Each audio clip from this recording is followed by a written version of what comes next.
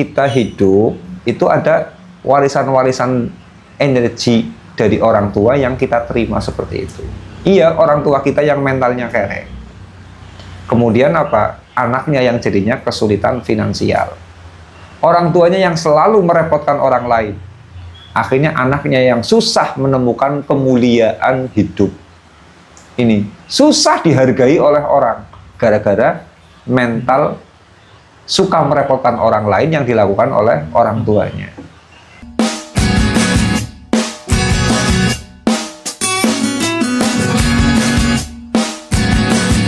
Assalamualaikum warahmatullahi wabarakatuh. Waalaikumsalam warahmatullahi wabarakatuh. Untuk sesi kali ini ya, saya ingin menyampaikan bahwa kehidupan kita itu ada kalanya memang ruwet karena ada warisan energi dari orang tua kita. Sebenarnya untuk materi ini pernah saya sampaikan kalau nggak salah itu di channel Ngaji Roso. Tapi tidak apa, kemudian perlu saya sampaikan barangkali ada manfaatnya, kemudian ada nilai tambahnya yang kemudian bisa kita sharingkan, bisa kita pahami. Jadi kita itu hidup bertunas. Kita adalah generasi sesudah orang tua kita. Makanya nggak ada kan anak yang terlahir lebih tua, lebih dulu dari orang tuanya, nggak ada. Nggak ada. Jadi kita itu makhluk generatif. Dan dalam sistem generatif ini kemudian ada sistem yang namanya warisan. Oke lah, warisan harta ada jelas. Warisan hutang itu juga ada. Ya. Warisan hutang juga ada. Nah ini, iya orang tua kita itu meninggalkan harta, kita mendapatkan warisan hartanya. Tapi kalau orang tua itu meninggalkan hutang, ya kita juga yang harus bayar hutang kan, bukan siapa-siapa. Yes. Makanya jangan cuma diambil enaknya saja. Assalamualaikum teman-teman.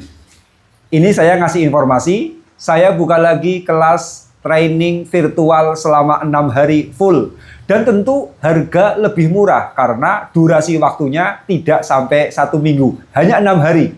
Yakni kelas S2 uang untuk batch yang kedua. Kalau Anda rezekinya suka macet-macet, atau Anda rezekinya sudah lancar, tapi tidak ingin macet, sebaiknya ikuti kelas S2 uang ini. Segera daftar dengan membaca keterangan di deskripsi. Sebab ini, karena kita itu makhluk generatif, itu energi-energi dari orang tua kita, itu terwaris sama kita. Baik itu energi positif, maupun itu energi negatif. Terwaris semuanya loh. Loh, bahkan musuh juga bisa diwariskan kok. Musuh itu bisa diwariskan. Percaya tidak? Dulu ketika Bung Karno itu turun dari panggung kekuasaan, turun dari kursi kepresidenan, itu diturunkan oleh Orde Baru, diturunkan oleh Soeharto. Megawati, setelah dia itu kemudian berkiprah di PDI, ya, kemudian apa? Megawati berhadapan dengan musuh ayahnya, yaitu dengan Presiden Soeharto. Sampai kemudian ada geger-geger PDI yang kemudian mengubah menjadi PDI Perjuangan, itu sejarahnya kan seperti itu.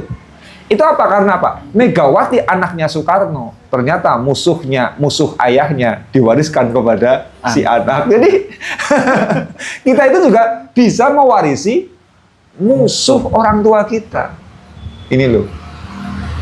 Yang namanya Rusia itu adalah generasi pelanjut daripada Uni Soviet. Ya sekarang tahu sendiri kan, semua musuh Rusia adalah musuh Uni Soviet. Itu ya, musuh Uni Soviet sampai hari ini ya Rusia tetap berhadapan dengan Amerika, berhadapan dengan dan sekutu-sekutunya, berhadapan dengan itu. Ini karena apa? Memang musuh itu diwariskan, kayak gitu. Kemudian tidak hanya masalah musuh, teman, itu kadang-kadang diwariskan kepada kita. Sahabat dekat diwariskan oleh orang tua kepada diri kita. Memang kita itu makhluk generatif persoalannya. Ini, jadi jangan hanya bicara harta saja yang diwariskan ya. Ini. Nah, yang menghambat kita untuk berkembang itu ketika kita itu menerima warisan, tapi warisan energi negatif dari orang tua. Jenisnya seperti apa saja? Nanti saya jelaskan. Sekarang saya jelaskan dulu bahwa energi positif, energi negatif, energi baik, energi buruk, itu semuanya diwariskan kepada kita. Efeknya itu diterima sama kita. Tapi bukan berarti dosa warisan itu enggak ya. Jangan dikira saya sedang membahas masalah dosa warisan yang dilakukan oleh Nabi Adam. Itu urusan lain, itu urusan agama lain. Tapi yang saya maksud adalah energinya yang kita terima. Itu terwariskan sama kita. Coba. Yang namanya Nabi Isa Al-Masih atau Yesus Kristus. Dia itu bayi merah. Bayi merah itu punya amal taat apa kepada Allah? Nggak ada. Nggak ada. Ya katakanlah baru bisa nangis kan? Iya. Sama menyusu. Bayi merah ini belum ada ketaatan apa-apa, belum ada energi apapun yang dia keluarkan supaya dia itu mendapatkan keistimewaan. Belum ada energi apapun. Tapi tahu-tahu begitu lahir dan menjadi bayi merah, Nabi Isa itu menjadi anak, menjadi bayi yang bisa bicara. Masih merah, sudah mendapatkan keajaiban. Dia itu bisa bicara. Nah ini, yang seperti ini kan, coba energi dari mana? Ternyata Nabi Isa bisa mendapatkan mukjizat seperti itu dikarenakan menerima energi warisan dari ibunya. Ibunya yang taat kepada Allah. Ibunya yang menjaga kesucian. Itu loh. Ibunya yang kemudian hidup sangat zuhud. Anaknya yang menerima energi kebaikannya. Sehingga begitu lahir, Nabi Isa langsung mendapatkan mukjizat bisa bicara. Padahal kita yang sudah ibadah sampai puluhan tahun kayak gini, dari kecil kita sholat, ya, itu saja belum pernah kita itu mendapatkan mukjizat. Oh, Nabi Isa baru lahir dan dia belum kerja apa-apa sudah mendapatkan mukjizat. Ini ternyata apa? Karena warisan energi dari orang tua. Maka apapun perbuatan baik yang dilakukan orang tua, itu energinya terwaris kepada anak. Bisa orang tuanya yang bekerja, ya, orang tuanya yang bekerja membangun kehidupan, nanti anaknya yang menerima nikmatnya. Ini. Maka ada kisah itu kan, kebanyakan anak-anak yang punya sukses gemilang itu juga mereka banyak yang memang dipengaruhi dari kebaikan orang tuanya. Saya kasih contoh ceritanya Kiai Haji Bisri Mustafa. Kiai Haji Bisri Mustafa itu ayah dari Kiai Mustafa Bisri, Gusmus. Dan juga ayah dari ulama besar Kiai Haji Khalil Bisri, ya, ulama besar di Nahdlatul Ulama itu kan. Ini yang namanya Kiai Bisri Mustafa sebetulnya cuma anaknya tukang kusir dokar. Tukang kusir. Nah, beliau anaknya tukang kusir, tapi ayahnya ini orang yang lumayan kaya. Lah orang tuanya ini punya kecintaan yang luar biasa kepada ulama. Ya memang beliau kecintaannya sama ulama memang. Nah, ayah Kiai Bisri Mustafa itu namanya Mustafa.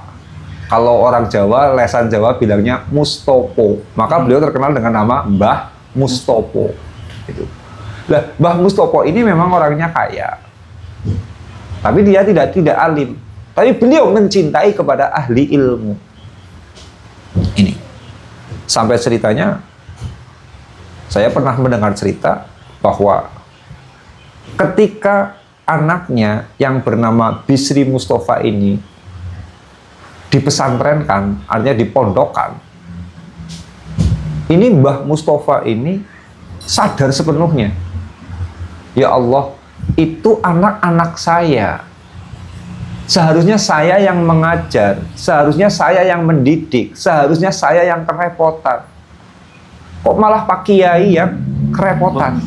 Kayak gitu loh. Dia sadar seperti itu. Akhirnya apa? Mbah Mustafa itu minta izin sama istrinya. Bu, sekarang ini izinkan saya itu tidak hanya memberikan nafkah kepada keluarga, tetapi kepada Pak Kiai juga. Ini Pak Kiainya kan namanya Kiai Haji Khalil katanya. Saya juga minta izin untuk memberikan nafkah pemberian kepada Kiai Haji Khalil, gurunya anaknya itu. Karena saya malu, anak-anak saya kok beliau yang capek ngajar, bukan saya yang capek ngajar, kayak gitu. Saking dermawannya Mbah Mustafa itu, kemudian beliau itu terus menggaji kepada kiainya itu. Nah, kalau orang tua sekarang kan Masya Allah katakan menyekolahkan anak malah ndablek, ngemplang biayanya kan. Beda jauh dengan perasaannya Mbah Mustafa. Kalau kita kan malah ndablek, merasakan bahwa membiayai anak sekolah itu beban yang sangat berat lah. Padahal anak-anaknya siapa? Kok negara yang disuruh membiayai? Anak-anaknya siapa? Kok malah gurunya yang suruh mendidik? Kan lucu. Nanti disuruh membayar ganti pembiayaan karena memang capek mengurus anak. Semaunya sendiri, mengemplang semaunya sendiri. Kayak ini kan namanya orang jahat kan? Iya. Itu makanya kalau ada orang tua kok tidak memperhatikan bagaimana menghargai kepada guru-guru anaknya, ini biasanya si anak malah loading energinya itu jadi lambat. Karena apa sih? Ada hutang energi yang tidak terbayarkan. Itu maka kita punya anak di sekolah, kita punya anak di pesantren, punya anak sedang kita biayai pendidikannya, harus punya komitmen, harus mampu membiayai sampai lunas pembiayaan tersebut. Karena boro-boro seperti Mbah Mustafa yang ngasih gaji spesial buat kiai sebagai bentuk penghargaan. Boro-boro kita sadar seperti itu. Minimal ya, kalau kita itu konsisten membiayai, kan kita sudah tidak merepotkan kepada orang lain. Itu maksudnya seperti itu. Nah ini, Mbah Mustafa ini betul tiap bulan rutin. Selama anaknya pesantren, terus ngasih gaji. Dermawan dan sangat cinta kepada ahli ilmu. Dan akhirnya benar kan? Muncul Mbah Mustafa yang awalnya hanya seorang kusir dokar, kemudian anaknya muncul sebagai ulama besar yang kemudian namanya terkenal sebagai Kiai Haji Bisri Mustafa, penulis tafsir Al-Quran legendaris Al-Ibriz. Ini. Lalu Kiai Bisri Mustafa memunculkan ulama-ulama lagi, melahirkan anak ulama Kiai Khalil Bisri, melahirkan Kiai Mustafa Bisri dan keturunannya. Jadi begitu. Ini berarti apa? Yang namanya Kiai Haji Bisri Mustafa menerima warisan energi baik dari sosok sang ayah. Warisan energi baik orang tua ternyata diterima oleh anak. Sama seperti Nabi Isa atau seperti Yesus Kristus. Ini loh. Lah kemudian bukan cuma yang baik, yang buruk juga diwariskan sama anak. Lalu saya ada kok, lucu. Ini, ada anak ganteng. Dia lahir ganteng karena wajah orang tuanya juga ganteng. Anaknya ganteng banget itu. Ketika sekolah TK, sekolah SD, SMP, ranking terus itu. Lomba apapun juara, cerdas, ranking. Kemudian juga apa? Suaranya bagus. Kalau ngeband itu keren banget pokoknya. Suaranya bagus. Nah, tapi dia punya ayah. Ayahnya itu orangnya suka toksik sama orang lain. Gampang banget merendahkan orang lain. Kemudian narsistiknya tinggi. Jadi rasa dia itu mengistimewakan, melihat dirinya itu tinggi banget. Narsistik lah, kayak gitu ya. Kalau yang diberi, kalau memuji diri sendiri itu, masya Allah, kelewat batas. Narsistiknya tinggi banget. Ditambah apa? Dia toksik kepada orang. Artinya sombong jadinya itu loh. Sombong nggak ketulungan. Kalau ngomong merendahkan sama orang, gampang nyelekit sama orang. Nah, gitu. Tapi kalau memuji diri sendiri, tingginya nggak ketulungan. Sudah narsis, toksik, tambah sombong. Ini kelakuannya tiap hari seperti itu. Wong sampai rumahnya itu pernah dilempari batu sama tetangganya kok. Saking tetangganya itu nggak tahan dengan kelakuannya yang kayak gitu. Diteror pernah. Ternyata kemudian apa? Ini si anak yang ganteng dan pinter. Dan sekolahnya juga sudah diprioritaskan di sekolah-sekolah bonafide. Karena memang ini anak jenius. Ya, gitu. Anaknya pinter, punya modal pinter seperti itu. Tapi maaf, ketika kelas 2 SMA, ya Allah, si anak ini dipukuli oleh pemuda se-RT. Itu loh. Karena apa? Menghamili anak tetangga. Hancur semuanya itu. Ini loh, ini anak yang menerima warisan energi bejat dari orang tua. Jadi orang tua punya kelakuan toksik, orang tua punya kelakuan narsistik, orang tua pelit, orang tua menyombong, suka menyakiti hati orang dan lain sebagainya, suka mendengki. Ini diwariskan loh. Yang menerima energi bejatnya adalah si anak. Sampai hari ini si anak yang ganteng tersebut hidupnya itu bukannya naik, stagnan, masih mending, turun ke bawah malah.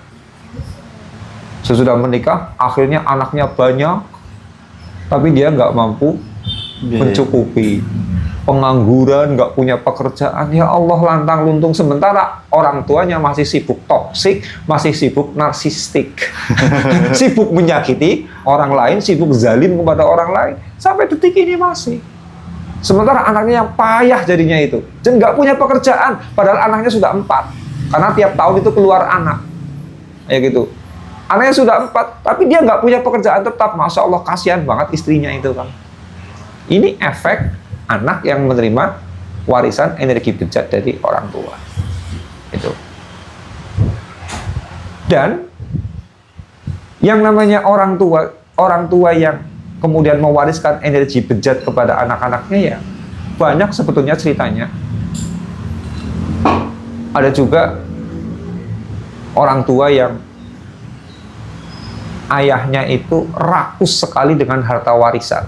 Ini kerap saya ceritakan malah. Rakus dengan harta warisan.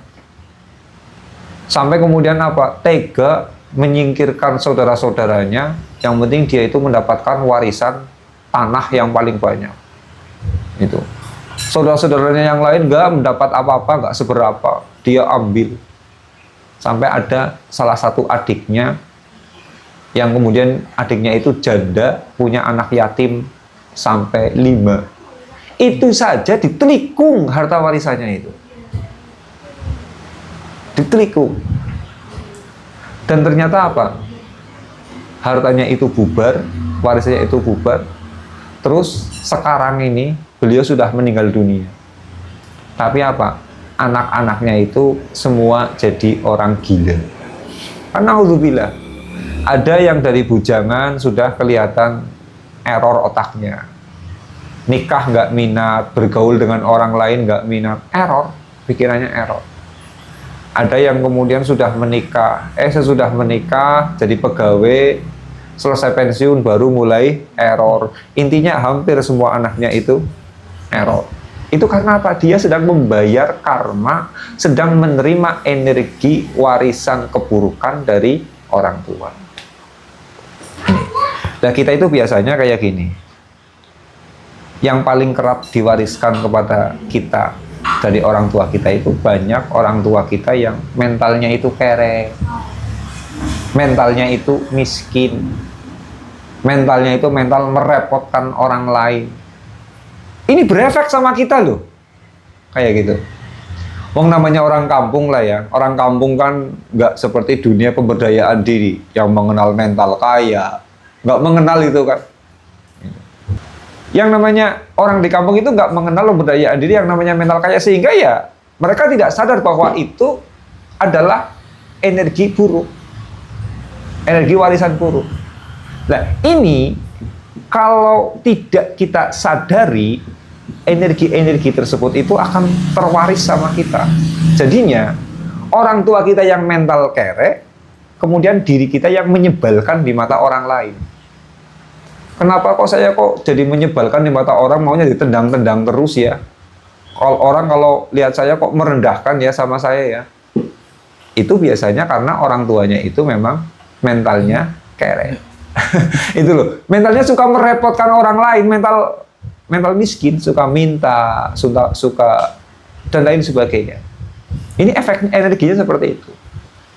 Dan bahkan banyak kemudian sebetulnya persoalan-persoalan dari orang tua yang kemudian diwariskan kepada anaknya. Kayak gitu. Ya sudah jelas lah. Jangankan hal-hal yang energi, hal-hal yang sifatnya penyakit jasmani itu juga diwariskan kan? Ya. Itu loh, ya. Kayak saya itu pakai kacamata sejak remaja. Ya warisan penyakit dari ibu. Ibu saya itu, gen dari ibu saya itu ketika sudah masa-masa manula, ini biasanya tidak bungkuk, badannya bungkuk tidak. Kayak gitu loh. Kemudian tuli juga tidak.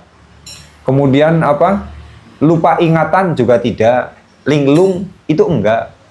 Tapi kalau warisan dari gen saya itu apa? Memasuki usia tua, matanya yang kalah.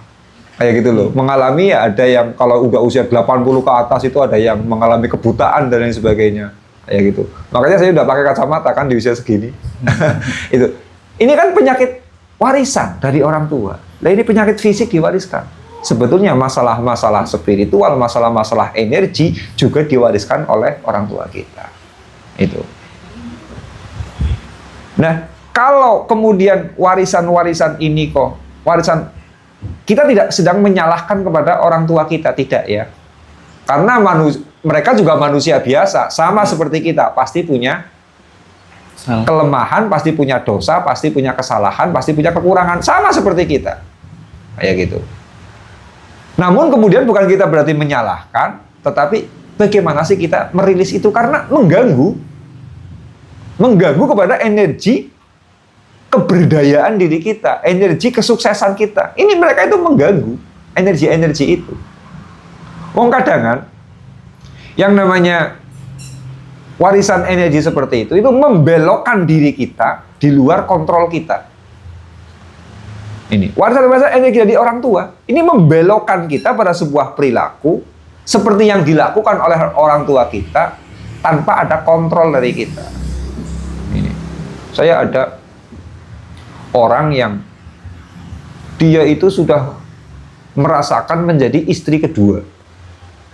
Dia nikah dengan laki-laki, tetapi dia itu menjadi istri kedua. Lah, dalam pernikahan tersebut kan karena dua istri ya, kayak gitu ya, masalahnya macam-macam banget kayak gitu.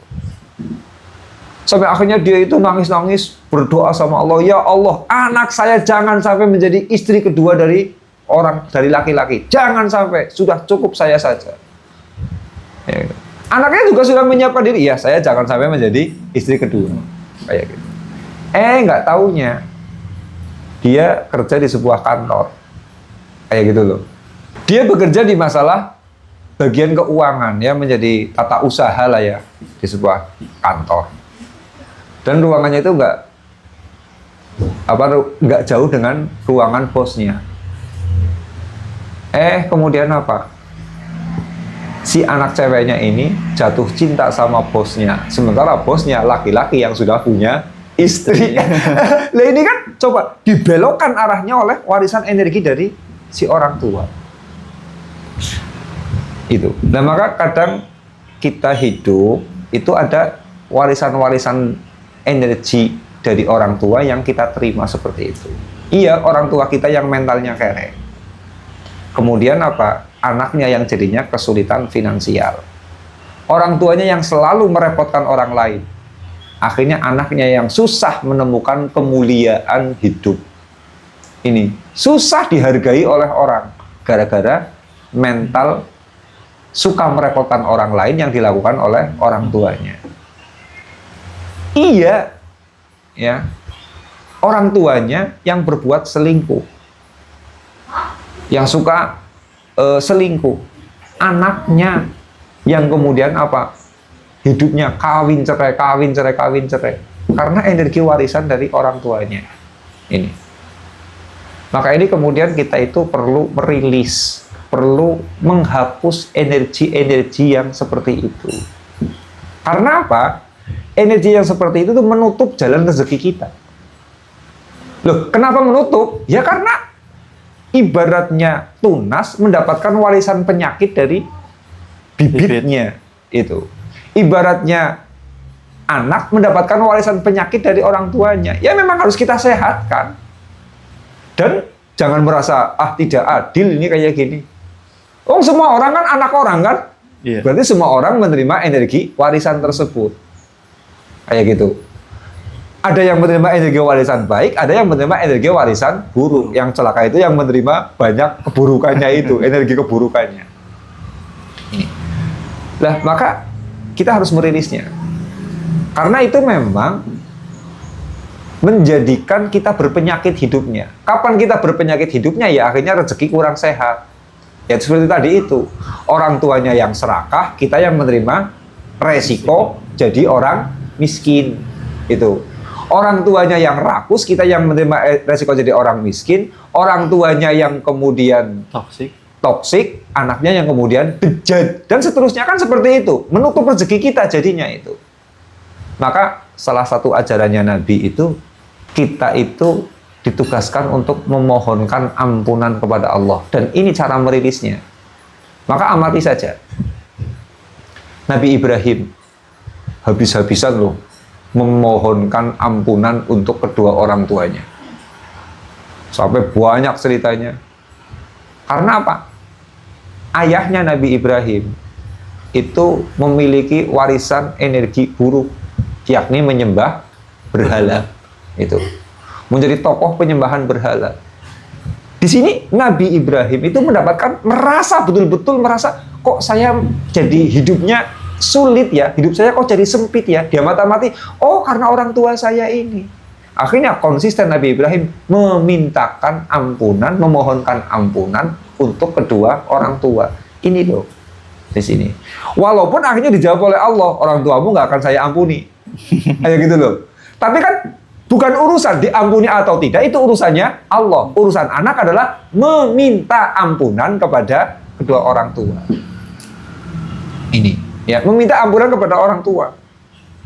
Maka ada satu hadis mengatakan, idza tarakal abdu ad-du'a lil walidain in qata'a anhu ar-rizqu. Ketika seorang anak itu meninggalkan untuk mendoakan kedua orang tuanya, meninggalkan doa untuk kedua orang tua, in qata'a anhu ar-rizqu, rezekinya itu terputus.